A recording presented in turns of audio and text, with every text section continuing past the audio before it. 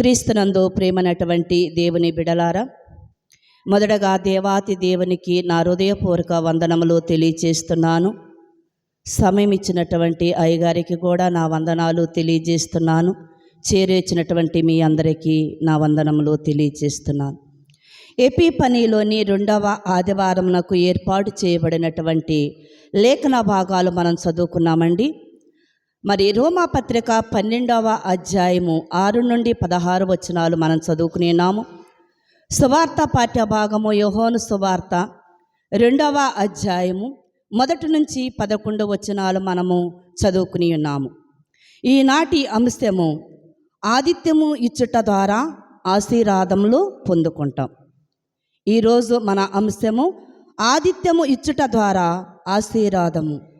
మరి ఏ రీతిగా మనం ఆశీర్వాదాలు పొందుకోవాలి అంటే, మరి క్రైస్తుల యొక్క జీవితంలో, విశ్వాసి యొక్క జీవితంలో దేవుని యొక్క ఆశీర్వాదాలు మనకి రావాలి అంటే, మరి ఎంతమంది దేవుని సన్నిధిలో దేవుని యొక్క బిడలకి, మరి సేవకులకి, మరి అనేక మంది దైవజనులకి ఆతిథ్యం ఇచ్చి అనేకమైనటువంటి దీవెనలు మేలును పొంది ఉన్నారో కొన్ని విషయాలు మనం నేర్చుకుందాం.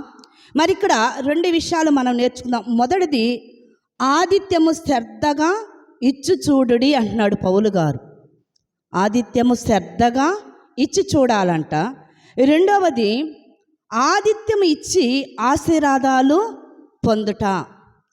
ఇక్కడ మొదటగా మనం గమనించినట్లయితే, మరి దేవుని వాక్యము విని యేసునందు విశ్వాసం ఉంచుట ద్వారా రక్షణ అనుభవంలోనికి వచ్చిన విశ్వాసులను మరి దేవుని ఆశీర్వాదాలు వారసులుగా ఉండాలి అంటే, ఆయన మనకి అప్పగింపబడినటువంటి విధులను జాగ్రత్తగా శ్రద్ధగా అనుసరించి మనము చేయాలి.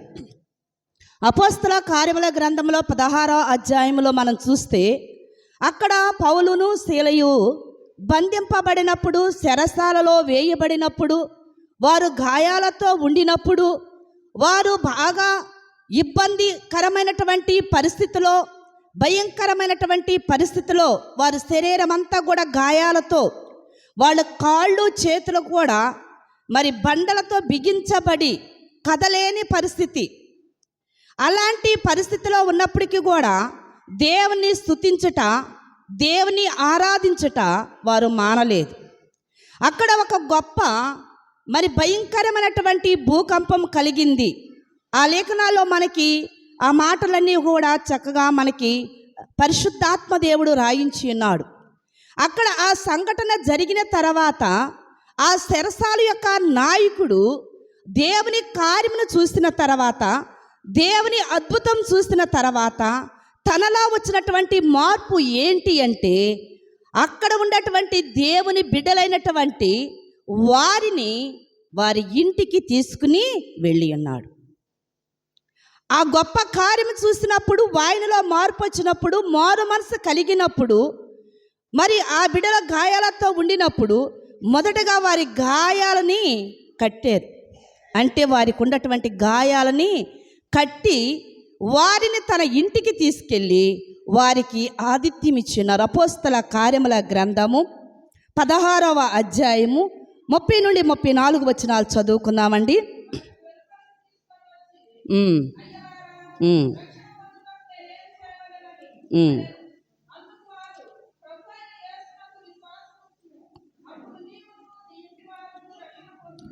చాలు తల్లి. మరి సాగిల పడి వారిని వెలుపలికి తీసుకుని వచ్చి, అయ్యలారా, రక్షణ పొందుటకు మేమేమి చేయాలి? దేవుని కార్యములు చూసిన వెంటనే ఆయనలో వచ్చినటువంటి మార్పు ఏంటంటే, అయ్యలారా, రక్షణ పొందుటకు నేనేమి చేయాలని అడిగాడు. మారు మనసు పొందారు. బాప్తిసం పొందిన వెంటనే మరి అతనికి, అతని ఇంటినున్న వారందరికీ దేవుని వాక్యమును బోధించిరి. ఆ రాత్రి ఆ గడియలోనే అతడు వారిని తీసుకుని వచ్చి వారి గాయములను కట్టెను. వెంటనే అతడును అతని ఇంటి వారందరూ బాప్తిసము పొందిరి. మరి ఇక్కడ 34వ వచనం చివరి వచనంలో, భోజనమును పెట్టి దేవుని యందు విశ్వాసం ఉంచిన వాడే తన ఇంటి వారితో కూడా ఆనందించెను. ఆనందం. అందుకే శ్రద్ధతో మరి మనం ఏమి ఇవ్వాలంట అండి ఇక్కడ ఆ ఆతిథ్యం శ్రద్ధగా ఇచ్చి చూడండి అని పౌలు గారు అంటున్నాడు. ఎప్పుడైతే దేవుని యొక్క కార్యాలు చూసిన వెంటనే, ఆయన రక్షణ పొందిన వెంటనే మరి వారిని ఇంటికి తీసుకుని వెళ్ళి వారి గాయాలని కట్టి వారికి భోజనమును పెట్టాడు. మరి దైవభక్తి కలిగినటువంటి స్త్రీ లూదియా కూడా 16వ అధ్యాయంలోనే మనకి మరి ఈ లూదియాని గురించి రాయబడి ఉన్నది. ఆమె కూడా దైవజనులు చెప్పేటువంటి పౌలు గారు చెప్పేటువంటి మాటలు వినినప్పుడు, ఆ వాక్యాన్ని వినినప్పుడు, ఆ వాక్యము ఆమె హృదయంలోకి వెళ్ళినప్పుడు, ఆ వాక్యం ఆమె హృదయంలోకి ఎప్పుడైతే వెళ్ళిపోయిందో, ఆమెలో ఎప్పుడైతే పరివర్తన వచ్చినదో, ఆమెలో ఎప్పుడైతే మార్పు వచ్చినదో, ఇక్కడ 15వ వచనంలో అంటుంది, మరి ఆమె ఇంటి వారును బాప్తీసం పొందినప్పుడు ఆమె, నేను ప్రభునందు విశ్వాసము గలదానని మీరు ఎంచితే నా ఇంటికి వచ్చుని, అయ్యా నా ఇంటికి మీరు రండి. ఆ దైవభక్తి కలిగినటువంటి స్త్రీ దేవుని వాక్యాన్ని వినినటువంటి ఆమె హృదయంలో దేవుని వాక్యాన్ని ఎప్పుడైతే చేర్చుకుందో వెంటనే వారిని ఇంటికి ఆహ్వానించింది, ఇంటిలో చేర్చుకుంది. ఇక్కడ చెరసాల నాయకుడు కూడా ఇంటికి చేర్చుకున్నాడు, భోజనమును పెట్టి ఉన్నాడు. ఇక్కడ రోమాపత్రిక మనం చదువుకున్నటువంటి లేఖనాలలో రోమాపత్రిక 12వ అధ్యాయము 13వ వచనంలో ఆయన మాట్లాడుతున్నాడు.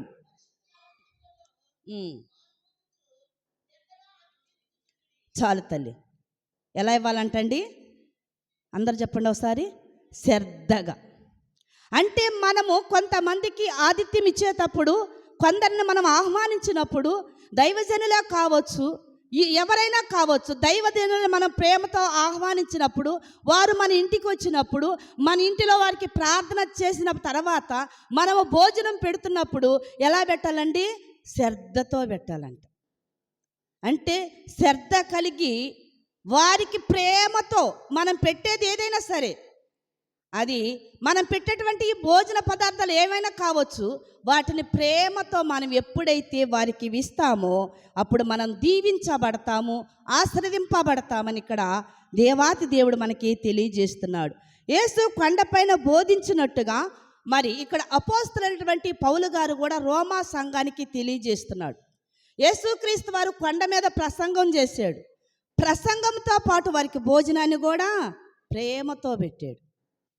మొదటగా ఆత్మీయ ఆహారాన్ని పెట్టాడు. ఆత్మీయ ఆహారం పెట్టిన తర్వాత బిడ్డల మార్గంలో సొమ్మసిల్లిపోతారేమో, పడిపోతారేమో అన్నటువంటి దేవుడు వారికి ప్రేమతో ఆతిథ్యం ఇచ్చాడండి. మరి 5 రొట్టెలు 2 చిన్న చేపలు మరి 5,000 మందికి ఆహారముగా ఆయన ఇచ్చి ఉన్నాడు. ఇక్కడ యేసుక్రీస్తు వారు ఏ రీతిగా అక్కడ బోధించినటువంటి ఆ కొండ మీద ప్రసంగము ఎలా చేసి ఉన్నాడో, అపోస్తలైనటువంటి పౌలు గారు కూడా రోమా సంఘములోకి సంఘస్థులతో మాట్లాడుతున్నాడు. ఆ రోమా సంఘస్థులతోనే కాదు దేవుడు మాట్లాడుతుంది, ఈనాడు పరిశుద్ధమైనటువంటి మరి పరిశుద్ధ సంఘమైనటువంటి మన వైకులతో కూడా దేవుడు మాట్లాడుతున్నాడు, మన సంఘముతో మాట్లాడుతున్నాడు, సంఘ విశ్వాసులతో దేవుడు మాట్లాడుతున్నాడు, పరిశుద్ధాత్మ దేవుడు మనకి తెలియజేస్తున్నాడు. శ్రద్ధతో మీరు ఆతిథ్యము ఇచ్చి చూడుడి, ఇచ్చి చూడండి అంటున్నాడు. ఇచ్చి చూస్తే ఏమైందండి? ఆశీర్వాదాలు వస్తాయి. ఆ ఇచ్చేటువంటి ఆతిథ్యము కూడా అంటండి మరి ఇక్కడ 1 పేతురు రాసిన పత్రిక 4వ అధ్యాయం 9వ వచనంలో సొనగకుండా ఆతిథ్యం చేయాలంటండి. సొనుగుకోకూడదంట. మనం పెట్టేటప్పుడు సొనుగుకోకుండా ప్రేమతో పెట్టాలంట. సొనగకుండా మీరు ఆతిథ్యం ఇచ్చి చూడండి అంటున్నాడు. సొనగకుండా మీరు ఆతిథ్యము ఇవ్వండి అంటున్నాడు.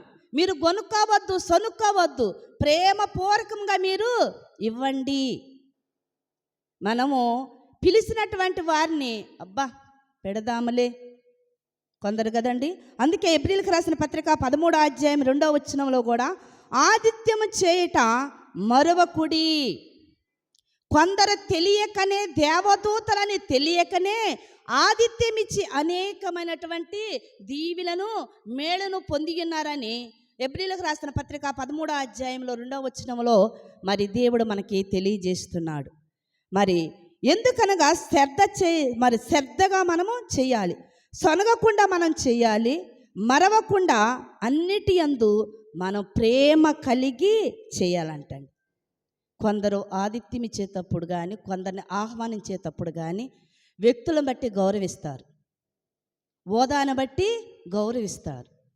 ఒక్కొక్కళ్ళు వారు ఉండాతనాన్ని బట్టి, వాళ్ళ డ్రెస్ కోటును బట్టి, వాళ్ళకు ఉన్నటువంటి వెనకమాల పొడుకుబడిని బట్టి వారిని పిలిచినప్పుడు చాలా వణుకుతారు, భయముతో. అవునా కదా? చాలా భయముతోనూ భక్తితోనూ. ఒక్కొక్కళ్ళు ఇంటికి వస్తే వీళ్ళెంత మన కింద కదా. మనకుండటువంటి ఈ స్థితిని బట్టి, మనకుండటువంటి హోదాని బట్టి వచ్చినటువంటి ఈ దైవజనుడు ఎంతని కొంతమంది చిన్న చూపు చూసేటువంటి వాళ్ళు కూడా ఉంటారని దేవుడు, పరిశుద్ధాత్మ దేవుడు పౌలు ద్వారా మాట్లాడుతున్నాడండి. అందుకే ఇచ్చేటప్పుడు అంట మనం ఏం చూడాలండి, వారిలో ఉన్నటువంటి దాని క్వాలిటీలను కాదు మనం చూసేది, ప్రేమతో మనం ఆతిథ్యం ఇవ్వాలి. ఆ ప్రేమతో ఎవరిచ్చారంటే అబ్రహాము గారు ఇచ్చాడు. వాళ్ళు దేవదూతలని తెలియదు. ఆయన మరి వెండవేళ సమయమందు మరి అబ్రహాము గారు అక్కడ సింధూర వృక్షము కింద కూర్చున్నప్పుడు దేవదూతలు వస్తున్నప్పుడు ప్రేమతో ఆహ్వానించాడు. అయ్యలారా, ఇక్కడ కూర్చుని మీ అలసట తీర్చుకండి అన్నాడు. మొదటగా ఏమన్నాడంటే, అయ్యలారా మీరు ఇక్కడ కూర్చోండి, నీళ్ళు తీసుకొచ్చి ఇచ్చాడు. ఇక్కడ మీరు కూర్చోండి అన్నాడు, మీ అలసటను తీర్చుకండి అన్నాడు. ఆదికాండం 18వ అధ్యాయంలో మనకి ఈ మాటలు దేవాతి దేవుడు మనకి రాయించున్నాడండి. ఆయన మీరు ఇక్కడ కూర్చుండి అలసట తీర్చుకండి అన్నాడు. వెంటనే ఎక్కడికి వెళ్ళాడు? భార్య దగ్గరికి వెళ్ళాడు, శారమ్మ దగ్గరికి వెళ్ళాడు.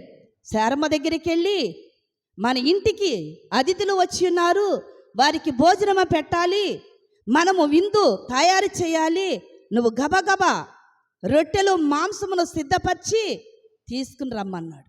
సిద్ధపరచమన్నాడు. సిద్ధపరచమనగానే యజమానుడు చెప్పినటువంటి మాటని ఆమె శ్రద్ధతో వహించిందండి. ఈనాడు మన ఇంటికి గెస్టులు వస్తున్నారు, మన ఇంటికి నేను ఒకరిని ఆహ్వానించి ఉన్నానని మన యజమానుడు మనతో మాట్లాడుతున్నప్పుడు ఇప్పుడున్నటువంటి జనరేషన్ బట్టి కానీ, ఇప్పుడున్నటువంటి పరిస్థితిని బట్టి కానీ ఎలా ఉంటుందంటే, నా యజమాడని పిలుస్తాం కాదు. కొందరు ఏమంటారంటే, నేను ఒక గెస్ట్ని ఆహ్వానించాడంటే ఫోన్ చేయండి అండి. మనం ఇప్పుడు ఇంట్లో ఉండి ఫోన్ చేస్తే అన్నీ వస్తాయి కదా. మనం ఏమి బుక్ చేస్తే అది వస్తాయి. పిజ్జా కావాలంటే పిజ్జా వచ్చింది, బర్గర్ కావాలంటే అది వస్తుంది, ఫుడ్ కావాలంటే ఫుడ్ వస్తుంది, మటన్ కావాలంటే మటన్ వస్తుంది, చికెన్ కావాలంటే చికెన్ వచ్చింది. నేను ఎక్కడ కష్టపడేది ఏమండి, ఒక్కసారి మీరు ఆర్డర్ చేసి చూడండి అంటారు. అవునా కదండి? ఇప్పుడున్నటువంటి జనరేషను ప్రేమతో పెట్టేటువంటి జనరేషన్ లేదు, ఏ కాడికి ఆర్డర్లు. కానీ శారం అలా కాదండి. తన యజమాడు చెప్పిన మాటకి విధేయత కలిగి ఆమె ఏం చేసిందండి, ఆ వయసులో కూడా 3 మానికల పిండిని పిసికి మెత్తగా రొట్టెలు చేసి మరి మాంసమును సిద్ధపరిచి దాన్ని కూడా చక్కగా వండి ఎక్కడికి యజమాడికి ఇచ్చినప్పుడు యజమాడు తీసుకొచ్చి దేవదూతలకి ఆతిథ్యం ఇచ్చాడు. ఎంత విధేయత! అందుకే ఆమె మాటలు, ఆమె పేరు కూడా పేతురు యొక్క పత్రికలో కూడా రాయబడి ఉన్నది కదా, పూర్వం యొక్క స్త్రీని గురించి. అంటే ఆ శారమను గురించి ఈ పత్రికలో ఎందుకు రాశాడంటే, ఆమె విధేయత కలిగి ఉన్నది, యజమానుడికి లోబడింది, ఆతిథ్యం ఇచ్చుటలో భర్తకు కూడా సహకారిగా ఉన్నది. నా యజమాడు పిలిచిన్నాడే, నా పెనిమిటి పిలిచిన్నాడే, నాకేంటి అని ఆమె మరి ఉండలేదు. కానీ భర్త చెప్పిన మాట విని ఆమె చక్కగా సిద్ధపరిచింది. అబ్రహాము గారు తీసుకుని వెళ్ళి దేవదూతలకి వడ్డించాడు. వాళ్ళు తృప్తిగా తిని అబ్రహాము గారిని దీవించి వెళ్ళారు. దీవించారా లేదండి? దీవించాడు. అందుకే ఇచ్చి చూడండి అంటున్నాడు దేవుడు మనతో. మీరు ఇచ్చి చూడండి అన్నాడు. ఇప్పుడు అబ్రహాం గారు ఏం చేశాడు? ఇచ్చి చూశాడు. చూసిన వెంటనే ఆశీర్వాదాలు వచ్చేసినాయి, దేవుడి దీవెనలు వచ్చేసినాయి. అప్పటి వరకు గర్భఫలం లేదు, వృద్ధాప్యంలో ఉండారు. కానీ ఎప్పుడైతే ఆతిథ్యం ఇచ్చిన వెంటనే దేవదూతలు పలికినటువంటి మాటలు, మళ్ళా ఇక మీదట మేము వచ్చేటువంటి ఈ కాలానికి నీ భార్య అయినటువంటి శారమ్మ గర్భం ధరించి కుమారుడిని కంటుంది. ఆశీర్వాదాలు వచ్చేసి లోతుగారు కూడా నా ఇంటికి వచ్చినటువంటి అతిథులను మీరేమి చేయొద్దు కదండి. ఎంత దీనంగా ప్రాధేయపడ్డాడంటే, ఎంత దీనంగా అడిగాడంటే, వాళ్ళు మార్గమునగా వెళుతున్నప్పుడు అయ్యలారా మీరు నా ఇంటికి రండి అని ఆహ్వానించాడు. అయ్యలారా మీరు నా ఇంటికి రండి. వాళ్ళు అంటున్నారు మేము ఈ మార్గమున వెళ్తామంటున్నారు. వద్దు, మీరు మా ఇంటికి రండి. వారిని ఇంటిలో చేర్చుకుని వారికి ఆతిథ్యం ఇచ్చినప్పుడు ఆ ఊరిలో ఉన్నటువంటి వారు, ఇదంతా కూడా మనకి తెలిసినటువంటి మరి కథే. కానీ లోతు ఆతిథ్యం ఇచ్చినాడు కనుక ఆ సొదొమ గుమర పట్టణము నాశనం అవుతున్నప్పుడు, ఆ సొదొమ గుమర పట్టణం అగ్నితో కాల్చబడుతున్నప్పుడు లోతును మాత్రం దేవుడు రక్షించి అన్నాడు. అందుకే ప్రేమతోనంటండి మనము ఆతిథ్యం ఇచ్చి చూడండి అని ఇక్కడ లేఖనాలు మనకి తెలియజేస్తున్న 13వ వచనం ఒకసారి చదువుకుందాము. పరిశుద్ధుల అవసరములలో పాలు పొందుచు శ్రద్ధగా ఆతిథ్యం ఇచ్చి చూడుడి. శ్రద్ధగా మీరు ఆతిథ్యం ఇచ్చి చూడండి. మీరు ఎవరినైతే ప్రేమతో పిలిచి ఉన్నారో దైవ సేవకులు మీ ఇంటికి వచ్చినప్పుడు ఆతిథ్యం ఇచ్చి చూడండి. ఇచ్చి చూస్తే మీకు ఏమి దొరుకుతుందో, ఎంత ప్రతిఫలం వస్తుందో, ఎన్ని ఆశీర్వాదాలు వస్తున్నాయో, ఎన్ని దీవెనలు వస్తున్నాయో అని ఇక్కడ దేవుడు మనకెందుకే మీరు దీవించబడతారు. ఏడ్చేవాళ్ళ దగ్గరికి వెళ్ళి ఏడవండి, నవ్వేవాళ్ళ దగ్గరికి వెళ్ళి నవ్వండి. ఏడ్చేవాళ్ళ దగ్గరికి వెళ్ళి నవ్వితే ఎలా ఉంటుంది? ఎక్కిరింపుగా ఉంటుంది. ఒక వ్యక్తి వేడుస్తుంది అనుకోండి, ఒక వ్యక్తి బాధలో ఉన్నదనుకోండి, ఆ బాధలో ఉన్న వ్యక్తి దగ్గరికి వెళ్ళి మనం పరామర్శించకుండా మనం నవ్వితే అవతల వ్యక్తికి ఎలా ఉంటుంది? ఎలా ఉంటుంది? అందుకే పౌలు గారు అంటున్నాడు, సంతోషించే వాళ్ళ దగ్గరికి వెళ్ళి సంతోషించండి, ఏడ్చే వాళ్ళ దగ్గరికి వెళ్ళి ఏడవండి, నవ్వే వాళ్ళ దగ్గరికి వెళ్ళి నవ్వండి. అందుకే ఇక్కడ 16వ వచనంలో ఏడ్చు వారితో ఏడుబడి, ఒకనితో ఒకడు మనస్సు కలిసి యుండుడి. ఎచ్చువాటి యందు మనసు ఉంచక. దేని మీద ఉంచాలి ఇప్పుడు మన మనసు? తక్కువ. కానీ మన మనసు ఎలా ఉంటుంది? ఎక్కువ. ఎక్కువ వాటి మీద మన మనసు ఉంటుంది. ఎక్కువ ఉండటువంటి అంటే మనం తక్కువ వాటిని, తక్కువగా ఉండటువంటి వారిని మనం చూడము, ఎక్కువ ఉండటువంటి వారిని చూస్తాము.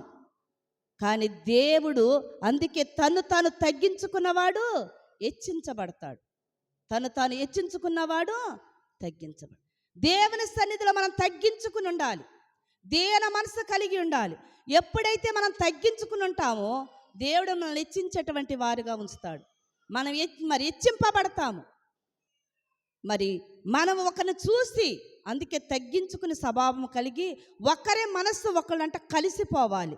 ఇక్కడ 10వ వచనంలో అంటున్నాడు, కొన్ని మంచి దానిని అత్తుకుని ఉండుడి, సహోదర ప్రేమ విషయంలో జాగ్రత్తగా కూడా ఉండాలంట.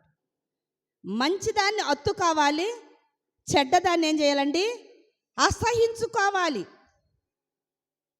అసహించుకోవాలి. మంచిది మంచి ఏంటి అన్నది మనం చూసుకోవాలి. ఆ మంచిదాన్ని మనం అత్తుకోవాలి, చెడ్డదాన్ని మనలో నుంచి తీసివేయాలి.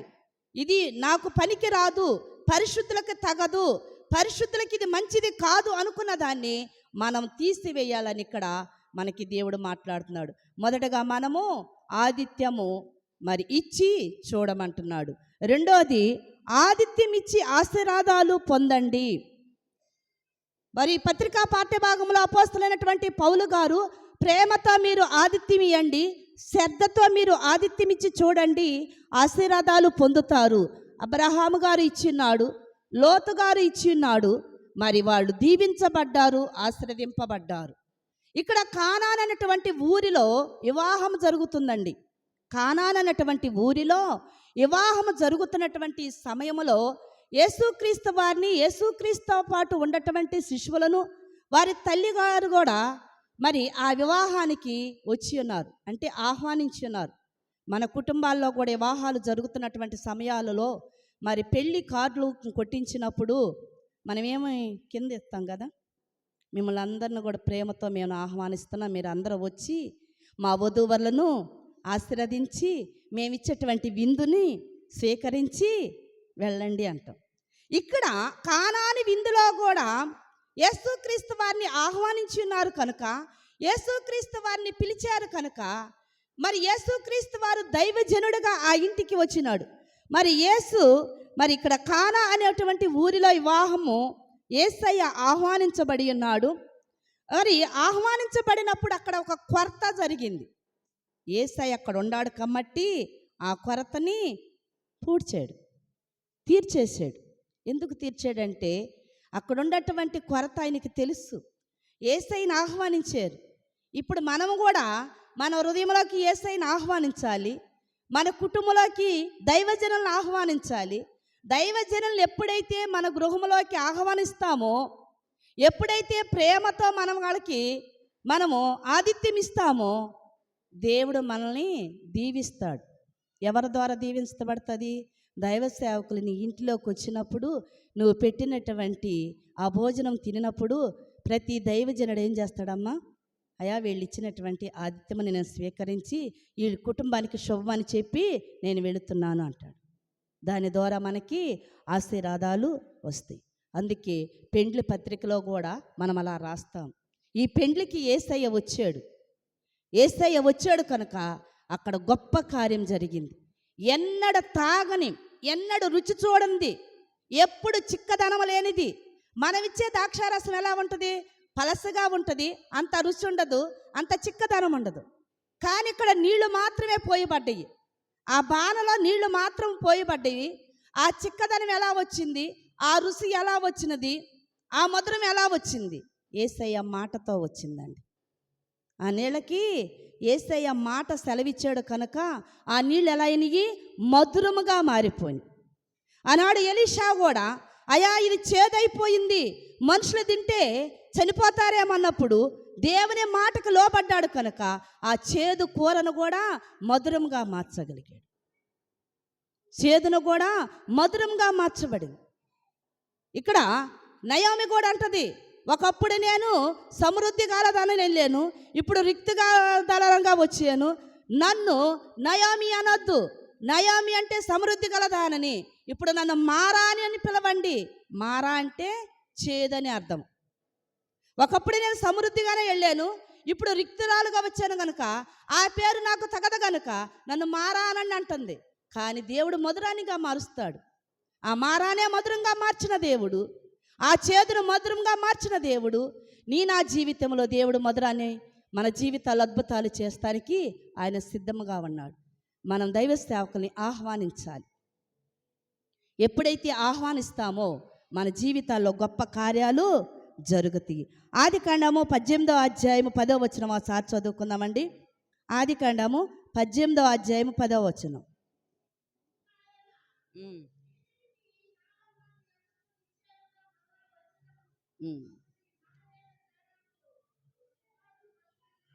చాలు తల్లి. మొదటగా ఇచ్చాడు కనుక ఇచ్చిన తర్వాత ఆశీర్వాదాలు వచ్చినాయి. ఇక్కడ యేసుక్రీస్తు వారు వచ్చి ఉన్నాడు కనుక, యేసుక్రీస్తు వారిని ఆహ్వానించున్నారు కనుక ఇక్కడ కార్యం జరిగింది. జరిగిందా లేదండి? కార్యం జరిగింది. ఈ దేవునికి ఇచ్చినప్పుడు కార్యాలు, ఆయన ఆశీర్వాదాలు మనకు వస్తాయి. మరి ఇక్కడ పాత నిబంధన కాలంలో, పాత నిబంధన పాఠ్యభాగాలలో కొందరు వ్యక్తులు మనం చూస్తాం.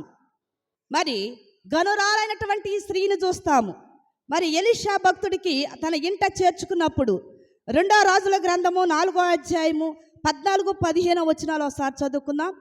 2వ రాజుల గ్రంథము 4వ అధ్యాయం 14 వచనం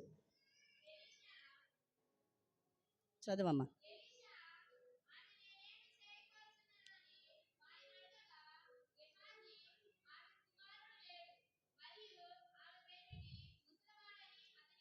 చాలు తల్లి.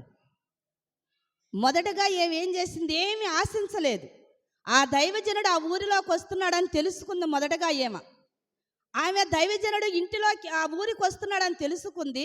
తన యజమానితో మాట్లాడింది, అయ్యా, మన ఇంటికి పోచున్నటువంటి ఈ దైవజనుడు గొప్ప దైవజనుడు, ఈ దైవజనుడికి మనం ఏదైనా మరి ఏర్పాటు చేయాలి అని చెప్పినప్పుడు ఆమె చెప్పిన మాట తన భర్త విన్నాడు కనుక ఆ భర్త ఏం చేశాడండి? దైవజనుడికి కావలసినటువంటి ఒక గదిని కట్టాడు.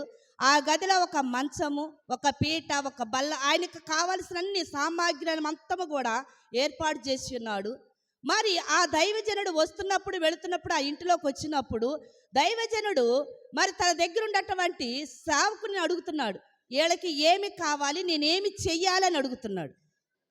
ఆమె ఆ ఇంటిలోకి ఆ దైవజనుని చేర్చుకోకపోతే ఆ దైవజనుడికి మరి అడిగేటటువంటి అవసరత ఉండేది కాదేమో, అంత ఆలోచన వచ్చేది కాదేమో. ఆమె చేర్చుకుంది కనుక ఆ దైవజనుడు అడుగుతున్నాడు వీళ్ళకి ఏమి కావాలి అంటే, మరి అక్కడ ఆయన చెబుతున్నాడు తన భర్త ముసలవాడు, వారికి బిడ్డలు లేరు, గర్భఫలము లేదు అని చెప్పినప్పుడు అక్కడ దేవుడు ఆశీర్వదించబడిన రీతిగా ఆ గనురాలకు కూడా ఒక కుమారుడు కలిగి ఉన్నాడు.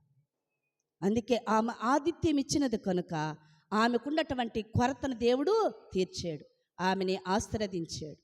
మరి ఏలియాని కూడా సారేపతటువంటి ఊరిలో మరి ఎదవరాలు ఏలియాని చేర్చుకుంది. కానీ అది దైవ కార్యమే, దేవుని కార్యమే, దేవుడే పంపించాడు. కానీ దేవుడు వారిని పంపించిన ఈమె కూడా తెలుసుకోవాలి. కానీ దేవునికి లోబడి దైవజనుల మాట విందండి.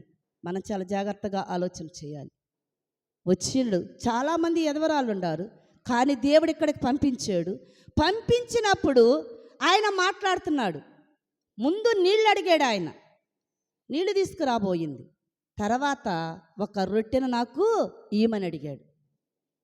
నీళ్ళు అడిగాడంటేనే నీళ్ళు ఇచ్చింది. రొట్టె అడిగినప్పుడు ఆమె ఒక మాట అంటుంది, అయ్యా రొట్టె మాత్రం నా ఇంటిలో లేదు, కొంచెము పిండి ఉంది, కొంచెము నూనె ఉంది, నా బిడ్డ నేను చచ్చిపోక ముందు దీన్ని చేసుకుని తిందామని కొన్ని పుల్లలు నేను ఏరుకాటానికి వచ్చి ఉన్నాను, కానీ నేను చెప్పినది నువ్వు చెయ్యమన్నాడు. ఏమన్నాడమ్మా ఏలియా గారు? నేను చెప్పింది నువ్వు చెయ్యమ్మా అన్నాడు. ఎప్పుడైతే ఆయన చెప్పిన ప్రకారము మొదటి రొట్టెను చేసి ఎవరి చేతిలో పెట్టిందండి? దైవజనుడి చేతిలో పెట్టింది. ఆ మొదటి రొట్టెను చేసి దైవజనుడి చేతిలో పెట్టింది. దైవజనుడి చేతిలో పెట్టినప్పుడు దైవజనుడు ఎప్పుడైతే ప్రార్థనా పూర్వకంగా దాన్ని భుజించినాడో ఈ తొట్టిలో ఉన్నటువంటి పిండి ఏమవుతుంది? ఉబ్బుతుంది, వచ్చేస్తుంది. బావిలో నీళ్లు తోడుతూ ఉంటాం మనం, తోడే కొంత నీళ్ళు అడుక్కుపోతాయా? వస్తూ ఉంటుంది జల. ఇక్కడ కూడా మరి ఆ పిండి అయిపోలేదు, నూనె అయిపోలేదు.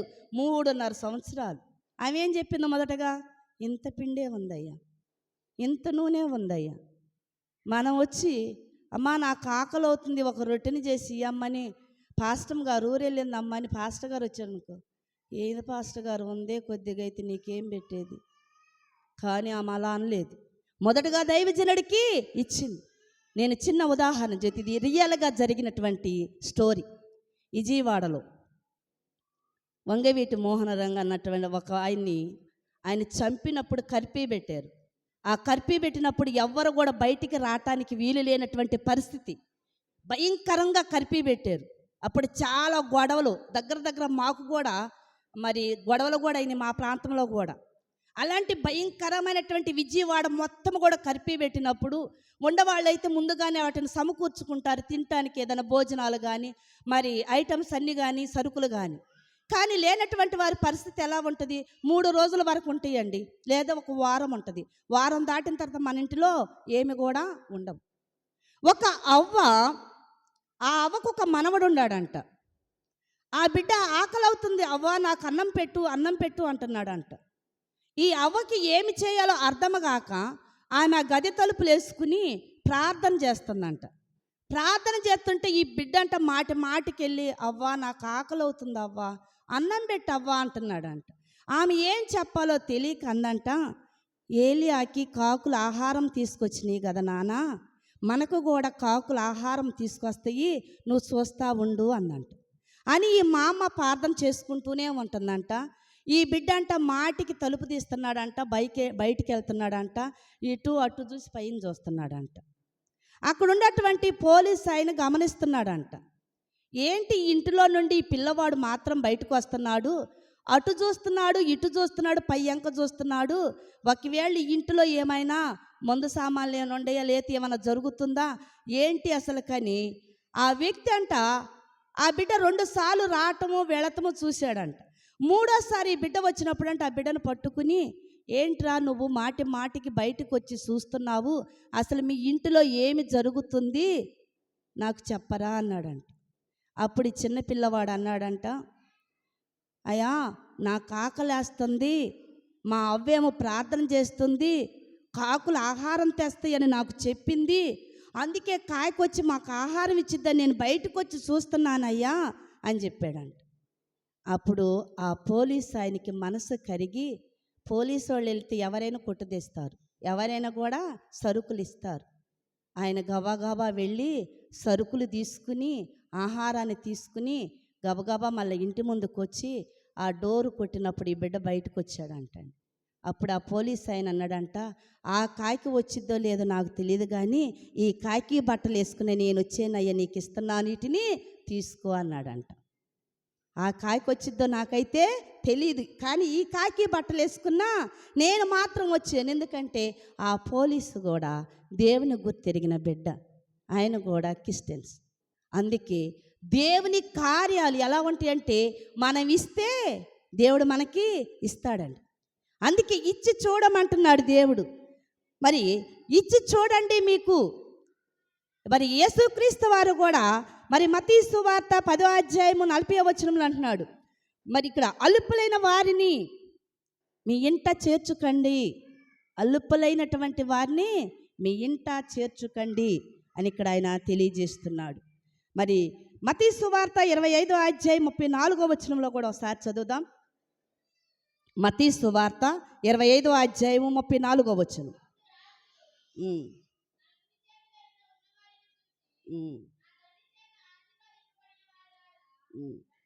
చాలుతాను. నా తండ్రి చేత ఆశీర్వదింపబడిన వారలారా రండి. ఎవరైతే ఆశీర్వదింపబడతారో వారిని ఏమంటున్నాడు దేవుడు? రమ్మంటున్నాడు. ఆశీర్వదింపబడిన వాళ్ళు ఎక్కడికి వెళ్తారండి? లోనికి వెళతారు. అందుకే దేవుని చేత, అందుకే అల్పులైనటువంటి వారికి చేస్తే మీరు నాకు చేసినట్టని యేసయ్య కూడా మాట్లాడుతున్నాడు. ఈ చిన్న బిడ్డకి మీరు చేర్చుకుంటే నన్ను చేర్చుకున్నట్టేనంటున్నాడు. అక్కడ శిష్యులు అడుగుతున్నారు ఒక సందర్భంలో, యేసయ్య అంటున్నాడు, నేను ఆకలి కొనినప్పుడు మీరు నాకు ఆహారం పెట్టి ఉన్నారు, వస్త్రహీనతో ఉన్నప్పుడు నాకు వస్త్రాలు ఇచ్చారు, రోగిని అయినప్పుడు నన్ను పరామర్శించినాడు. ఇవన్నీ చెబుతుంటే వీళ్ళందరూ ఆశ్చర్యపోతున్నారు. యేసయ్యకి ఎప్పుడు వస్త్రం లేకుండా ఉందా? యేసయ్య ఎప్పుడు ఆకలితో ఉండాడా? ఎప్పుడు యేసయ్య రోగిగా ఉండాడా? మనం ఎప్పుడు చేసాము? వీళ్ళకి ఆలోచన వస్తుంది, ఇవన్నీ మనం ఎప్పుడు చేసాము? అందుకే యేసయ్య అన్నాడు, వీళ్ళకి చేస్తే నాకు చేసినట్టు. ఈ పరిశుద్ధ గ్రంథాన్ని మనం చదువుతున్నాం కదండి. మార్టిన్ లూథర్ అయ్యగారు కూడా ఒక సందర్భంలో ఆయన మధ్యరాత్రి వేళ బయటికి వెళుతున్నప్పుడు ఒక ముసలి వ్యక్తి వణుకుతూ గజగడ్డ గడగడ వణుకుతున్నప్పుడు ఆ లూథర్ గారు తన ఒంటి మీద ఉన్నటువంటి కోటుని ఇప్పేసి ఆ ముసలి ఆయనకి కప్పేసి వెళ్ళిపోయాడంట. ఆయన ఒట్టి బన్నీతో ఇంటికి వెళ్ళిపోయాడంట. వెళ్ళిపోయి ఆయన ప్రేయర్ చేసుకుని పడుకున్నాడంట. పడుకున్నప్పుడంట ఒక దర్శనాన్ని చూశాడంట. ఆ కోటు ఒక వ్యక్తి వేసుకుని అంట అటు ఇటు నడుస్తున్నాడంట ఆ కోటు. అప్పుడు అనుకున్నాడంట, ఇది నేను ఆ ప్లాట్ఫామ్ మీద పడుకున్నటువంటి ఆ ముసలాయనకి ఇచ్చాను కదా, ఇక్కడేంటి ఈ వ్యక్తి వేసుకున్నాడు, ఇది ఎక్కడిది అనుకున్నాడంట. అందుకే యేసయ్యన్నాడండి, వీళ్ళకిస్తే నాకు ఇచ్చినట్టే, వీళ్ళని చేర్చుకుంటే నన్ను చేర్చుకున్నట్టే. మన వాక్యం వింటాము, మన వాక్యం బాగా తెలుసు, కానీ మనం చేర్చుకోలేము ప్రేమతో. దైవజనులు ప్రేమతో మనం ఆహ్వానించలేము. దైవజనుడా ఈరోజు మా ఇంటికి రా, మేము ఇచ్చేటువంటి ఆతిథ్యాన్ని నువ్వు స్వీకరించు. సందర్భాన్ని బట్టి పిలుస్తాము, కానీ ఎప్పుడు కూడా మనం దైవజనులను పిలవండి. ప్రార్థన జరిగితే పిలుస్తాము, కుటుంబ ప్రార్థన జరిగితే పిలుస్తాము, పుట్టినరోజులు జరిగితే పిలుస్తాము, వివాహాలైతే పిలుస్తాము, అంతే. మామూలు టైంలో దైవజనుడా ఈ నూతన సంవత్సరంలో నువ్వు మా ఇంటికి రా అని ఎప్పుడు కూడా మనము ఆహ్వానించు. అదే యేసయ్య చెబుతున్నాడు, ఆహ్వానించండి, ఆతిథ్యం ఇచ్చి చూడండి అంటున్నాడు. ఇచ్చి చూస్తే ఎన్ని దీవెనలో ఎన్ని ఆశీర్వాదాలో మనకి. అక్కడ అబ్రహాం గారు ఇచ్చాడు కనుక ఆశీర్వాదం పొందాడు, లోత గారు ఇచ్చాడు కనుక ఆశీర్వాదం పడ్డాడు, గనురాలు ఇచ్చింది కనుక ఆమెకు కుమారుడు కలిగి ఉన్నాడు. మరి ఇక్కడ సారేపతి యదవరాలు దైవజన్ను చేర్చుకుంది కనుక ఆమె 3.5 సంవత్సరాలు పోషింపబడింది. కానాను విందులో యేసయ్యని పిలిచారు కనుక ఆ కొరత తీర్చబడింది. ఇప్పుడు దేవాతి దేవుడు నిన్ను కూడా అడుగుతున్నాడు, మరి నువ్వు కూడా నీ దైవజనుని ఇంట చేర్చుకుంటున్నావా? దైవజనుని నువ్వు పిలుస్తున్నావా? దైవజనుడికి నువ్వు ఆతిథ్యం ఇస్తున్నావా? దైవజను ప్రేమగా నువ్వు చూస్తున్నావా అని ఇక్కడ దేవుడు మనతో మాట్లాడుతున్నాడు. మనము ఆతిథ్యం ఇస్తున్నప్పుడు కానీ కొన్ని భేదాలు కానీ తేడాలు కానీ లేకుండా ఇవ్వాలంట. భేదాలు లేకుండా తేడా లేకుండా ఇవ్వాలి. మనవాళ్ళు ఒక సామెత అంటారు, వడ్డిచ్చేవాడు మనోడైతే లాస్ట్ బంతిలో ఉండా కూడా కదా, వడ్డిచ్చేవాడు మనవాళ్ళు అయితే ఉంటాయని. కానీ ఇక్కడ యేసయ్య కూడా భేదాలు లేకుండా, మీరు భేదాలు చూపించొద్దు, ఉండేవాళ్ళ కోటి లేని వారి కోటని భేదాలు చూపించొద్దు. ప్రేమతో వాళ్ళని మీరు చేర్చుకండి, ప్రేమతో మీరు వారిని ఆహ్వానించండి. లోకాసు వార్త 14వ అధ్యాయము 12-14 వచనాలు ఒకసారి చదువుకుందామండి. లోకాసు వార్త 14వ అధ్యాయము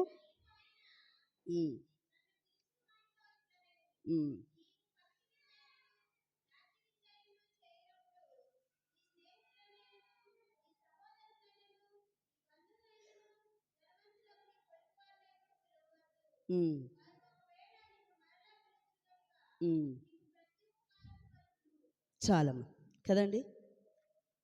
ఎవరిని? మనకి సహాయము చెయ్యని వారికి మనము సహాయం చేయాలి. మనం ఏం చేస్తామండి? వందనాలు పెడితే వందనాలు పెడతాం. ఒకవేళ ఏం పెట్టలేదనుకో మనం పెట్టచ్చు కదా వందనాలు, పెట్టాం. అమ్మ ఎందుకు పెడతాం? మనకు చాలా ఇగో అయితే, ఆమె పెడితేనే నేను పెడతా, ఆమె బలకరిస్తే నేను బలకుతా, నేను ఎందుకు బలకాలి, నేనేం తక్కువ మనం అనుకుంటాం. కానీ యేసయ్య అంటున్నాడు, కానీ మీకు ఇవ్వని వారికి ఇవ్వండి అంటున్నాడు కదా. ప్రవక్తను చేర్చుకుంటే ప్రవక్త ఫలము పొందుతాడు. బైబిల్లో నుండి అండి. ఎవరినైతే మనం చేర్చుకుంటే ఆ ఫలాన్ని దేవుడు ఇస్తానికి సిద్ధంగా ఉన్నాడు. వీళ్ళు ఇవ్వరు అనుకున్న వాళ్ళకే మనం ఇవ్వాలండి. ప్రేమించే వాళ్ళని ప్రేమిస్తే ఏముంటుందండి కదా. ప్రేమించే వాళ్ళని ప్రేమిస్తే ఆ ప్రేమ, యేసయ్య దేశించే వారిని ప్రేమించాడు, నిందించిన వారిని ప్రేమించాడు, అవమానపరిచిన వారిని ప్రేమించాడు. వీళ్ళు నన్ను తిట్టారే, వీళ్ళు నన్ను కొట్టారే, వీళ్ళు నన్ను హేళనగా మాట్లాడారే, నా ముఖం మీద గుద్దేరే, నా ఈపు మీద గుద్దేరే, కాండిచ్చి ఉమ్మేసారే, నేను వీళ్ళని ఎందుకు ప్రేమించాలి అనుకోలేదేస్తాయ. తండ్రి వీరేమి చేయించున్నారు, వీరు ఎరుగును కనుక వీరిని క్షమించమని మాట్లాడాడు. అందుకే నిన్ను దేశించిన వారి కొరకు నువ్వు ప్రార్థన చేయాలి అంటున్నాడు. నిన్ను ప్రేమించే వారిని నువ్వు ప్రేమించవద్దు, మరలా నీకు సహాయం చేస్తారని నువ్వు సహాయము చేయవద్దు. నీకు సహాయం చేస్తారని నువ్వు చేయొద్దు. సందర్భం వచ్చింది కనుక నేను ఆ మాటలు చెబుతున్నానండి. మా ఊరిలో ఎప్పుడైనా కూటాలు కానీ సభలు కానీ జరిగేటప్పుడు మా పాస్టర్ గారు ముందుగానే చెప్పేస్తాడు. అంటే మా సైడ్ ఎలా ఉంటుందంటే, కూటాలు జరిగినప్పుడు కానీ చర్చ దగ్గర భోజనాలు ఏర్పాటు చేయరు. ఫ్యామిలీ ఒకళ్ళు టిఫిన్ అని ఒకళ్ళు భోజనం అని పెడతారు, పేర్లు ఇస్తారు. అయ్యగారు మేము టిఫిన్ చేస్తామని, అయ్యగారు మేము భోజనం చేస్తామండి అంటారు. ఇక వాళ్ళే కది ఆ వచ్చిన వాళ్ళ పాస్టర్ గారు ఆర్కెస్ట్రా వాళ్ళని కావచ్చు, వచ్చేటువంటి దైవజనులు కావచ్చు, వాళ్ళ ఇంటికి తీసుకెళ్ళినప్పుడు ఆ దైవజనులు భోజనం కానీ టిఫిన్ కానీ చేసి ప్రార్థన చేసి వస్తారు. మాకు అది అలవాటు. మా పాస్టర్ గారు ట్రైనింగ్కి వెళ్ళక ముందు కూడా ఎక్కడైనా సభలు జరుగుతుంటే మా ఊర్లో మొదటగా పేరు ఇచ్చేవాళ్ళు. అయ్యగారు టిఫిన్ భోజనం రెండు మేమే. వచ్చేసి ఇంటికి వచ్చి చెప్పేవాళ్ళు, అమ్మ నేను చెప్పాను పాస్టర్ గారికి అని. కానీ నేను కూడా దేవుని కృపలో నేనేం మాట్లాడేదాన్ని కాదండి. మా అయ్యగారు చెప్పింది నేను చేశాను కూడా. నేను వండేదాన్ని, పెట్టేదాన్ని. మా అయ్యగారికి చక్కగా అనేక మంది దైవ సేవకులు మా ఇంట్లోకి వచ్చేవాళ్ళు. అనేక మందికి నేను వంట చేసి పెట్టే ఆతిథ్యం ఇచ్చాను కనుక ఈరోజు దేవుడు మమ్మల్ని ఆశీర్వదించాడండి. ఈరోజు మేము మీ మధ్య నిలబడి మరి ఇన్ని సంఘాల్లో మరి ఇప్పుడు 19 సంవత్సరాల పరిచయ దేవుడు మమ్మల్ని ఆశీర్వదించుకుంటూనే వచ్చాడు. మాకు వచ్చిన బాధలు, కష్టాలు, నిందలు, అవమానాలు, మానసికంగా శారీరకంగా కుంగిపోయినప్పుడు కూడా యేసయ్య మమ్మల్ని లేవనెత్తాడు. మా అయ్యగారు ఎప్పుడు కూడా ఒకళ్ళకి ఇస్తాడు. నేను గొప్పని చెప్పుకోవట్లేదు, సందర్భాన్ని బట్టే మాట్లాడుతున్నా. హాస్పిటల్లో ఉండ కూడా వెళ్ళిపోతాడు, నాకు తెలియదు అసలుకి. ఇచ్చి వచ్చిన తర్వాత వాళ్ళు చెబితే నేను వింటాను, కానీ మా పాస్టర్ గారు ఎప్పుడు కూడా నాకు చెప్పడండి. వాళ్ళు వచ్చి, అమ్మగారు అయ్యగారు మా దగ్గరికి వచ్చాడు, ప్రార్థన చేశాడు అమ్మగారు, ఎలా అంటారు, సరేలే అమ్మ అంటాను. గడ్డిపాళ్ళు ఎక్కువ. ఎందుకంటే ఇచ్చి చూస్తే మనం పెడితే దేవుడు మనకి ఇస్తాడండి. మనం ఇంట చేర్చుకుంటే దేవుడు మనకి ఇస్తాడు. మనం ఎంతైతే దేవునికి ఖర్చు పెడతామో అంతకు డబల్ వస్తుంది, రెండో రోజే వచ్చేస్తుంది. నాకైతే వచ్చేసింది. నేను దేవుని విషయంలో ఎంతైతే ఇస్తానో రెండో రోజు ఏదో ఒక రూపంలో మీ ద్వారా వచ్చేసింది. అది యేసయ్య మీ మనసే కలిగించి మీ ద్వారా నాకు ఇస్తాడు. ఎందుకంటే అందుకే ఆదిత్యం అంట శ్రద్ధతో ఇయ్యాలంట. ఆదిత్యము ఇచ్చి చూడాలంట. ఇచ్చి చూస్తే యేసయ్య నిన్ను నన్ను ఆశీర్వదిస్తానికి ఆయన సిద్ధంగా ఉన్నాడు. క్రీస్తునందు ప్రేమటువంటి దేవుని బిడలారా, మరి దేవాతి దేవుడు మనతో మాట్లాడుతున్నటువంటి మాటలను బట్టి ఇక్కడ ఆయన మనకి తెలియజేస్తున్నటువంటి మాటలు, మనం ఆదిత్యం ఇచ్చిన తర్వాత దాన్ని మర్చిపోవాలి. ఫలానోళ్ళకి నేను ఇది పెట్టేనే, అప్పుడు ఇది పెట్టాను, మనం జ్ఞాపకం ఉంచుకోకూడదంటండి. అందుకే ప్రభు ఒక మాట అంటాడు, మీ ఆహారం నీళ్ళ మీద వేసి కొన్ని సంవత్సరాల తర్వాత చూడండి అది మీకు దొరుకుతుంది అంటున్నాడు. ఇప్పుడు ఒక వ్యక్తి ఒక అమ్మక పెడితే ఈ అమ్మే వెళ్ళి ఆ అమ్మకి ఇవ్వాలని లేదండి. యేసయ్య ఇంకొకరిని పంపిస్తాడు, వాళ్ళ ద్వారా మనకి కార్యము జరిగిద్ది. ఇచ్చిన వ్యక్తే రావాలని లేదు, యేసయ్య పంపిస్తాడు, ఆ కార్యం మన జీవితంలో జరుగుతుంది. కనుక మనము కూడా ప్రేమతో ఆహ్వానిద్దాం. మన దైవజనులు కావచ్చు, మన పొరుగు వారిని కావచ్చు, మన తోటి సహవాసులు కావచ్చు, మన ఎవరినైనా సరే ప్రేమతో ఆహ్వానించి మనం ఇచ్చేటువంటి ఆతిథ్యం శ్రద్ధతోనూ ప్రేమతో ఇద్దాము. దేవుడిచ్చేటువంటి ఆశీర్వాదాలు మనము పొందుకుందామండి. ఆయన ఇచ్చేటువంటి ఆశీర్వాదాలకి వారసులుగా మనం ఉందాము. అలా చేయటకు దేవుడు తన పరిశుద్ధాత్మను అందరికీ అనుగ్రహించునుగాక. ఆమేన్. మంచి వర్తమానాన్ని మనం విన్నాం. ఆదిత్యం ఇచ్చతే దేవుని యొక్క ఆశీర్వాదాలు మనం ఏ రీతిగా పొందుకుంటామో చక్కని ఈ వర్తమానాన్ని ఇచ్చిన పాస్టర్ గారికి ప్రత్యేకంగా వందనాలు తెలియజేస్తూ, సమస్త జ్ఞానం ఇచ్చిన దేవుని సమాధానము యేసుక్రీస్తుల మీ హృదయములకు మీ తలంపులకు కావలి ఉండును గాక. ఆమేన్. దేవా